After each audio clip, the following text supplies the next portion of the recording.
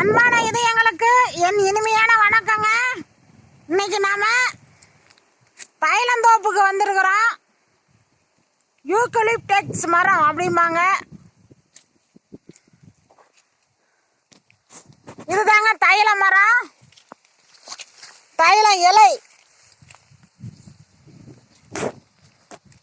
இந்த தலையை நாம பறிச்சு ஒரு கைப்பிடி அளவு பாருங்க, ஒரு கைப்பிடி அளவு நம்ம எடுத்து வேக வைக்கணுங்க. 1 லிட்டர் தண்ணியில் வேக வச்சு நம்ம ஆவி பிடிச்சோம்னா நம்ம தலைவலியெல்லாம் குணமாகும், சளிக்கும் நல்லது, ரொம்ப மருத்துவ குணம் இருக்குதுங்க இந்த இலையில.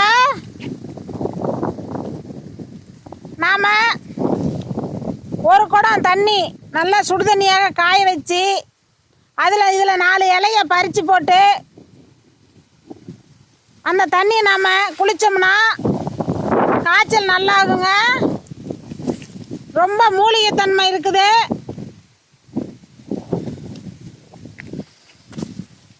இது கிராமத்தில் நிறைய இப்போ ஏக்கரை கணக்கில் இதை விவசாயம் செய்கிறாங்க.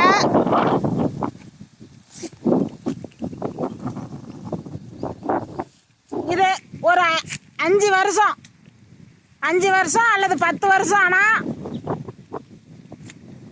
இந்த மரம் நல்ல லாபமாக விற்பனைக்கு செல்லுங்க.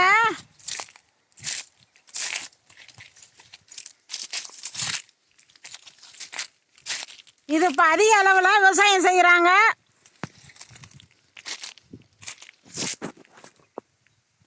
இந்த இலையில அவ்வளோ ஒரு மூலிகைத்தன்மை இருக்குது. இதில் கிராமத்தில் எங்கே பார்த்தாலும் இப்போ தைலந்தோப்பு அதிகமாக ஆயிடுச்சுங்க.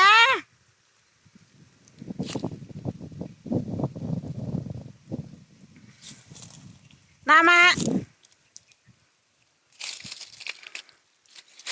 ஒரு இலைய பறிச்சாவே வாசனை அவ்வளோ பிரமாதமாக இருக்குங்க.